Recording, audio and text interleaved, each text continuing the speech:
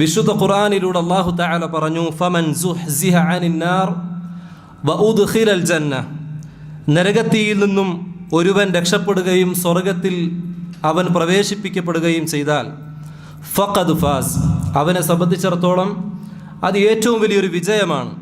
എന്നിട്ട് അല്ലാഹു തആല ഈ ദുനിയാവിനെ പറ്റി പറഞ്ഞു, വമൽ ഹയാത്തുദ് ദുനിയ ഇല്ലാ മതാഉൽ ഗുറൂർ, ദുനിയാവെന്ന് പറഞ്ഞാൽ കബളിപ്പിക്കുന്ന ഒരു വിഭവമല്ലാതെ മറ്റൊന്നുമല്ല. അപ്പോൾ ഈ ദുനിയാവിന് വേണ്ടി പണിയെടുക്കുന്ന ആളുകളല്ല നമ്മൾ, മറിച്ച് അല്ലാഹു തആലയുടെ പരലോകത്തിന് വേണ്ടി ധാരാളമായി കഷ്ടപ്പെടേണ്ടുന്ന ആളുകൾ തന്നെയാണ്. റസൂലുള്ളാഹി സ്വല്ലല്ലാഹു അലൈഹി വസല്ലമയുടെ അനുചരന്മാരായിട്ടുള്ള സ്വഹാബികൾ, ആ സ്വഹാബികൾ ഓരോരുത്തരും പ്രവാചകൻ സല്ലല്ലാഹു അലൈഹി വസല്ലമയിൽ നിന്നും ദീൻ പഠിക്കുകയും ഈ ദീനിന് വേണ്ടി അവരെല്ലാം പരിശ്രമിച്ച ശ്രമങ്ങൾ നിസ്സാരമായിരുന്നില്ല. അവർ അത്രയേറെ അമലുകൾ ചെയ്തുകൊണ്ടായിരുന്നു ഓരോരുത്തരും മുന്നോട്ട് പോയിരുന്നത്.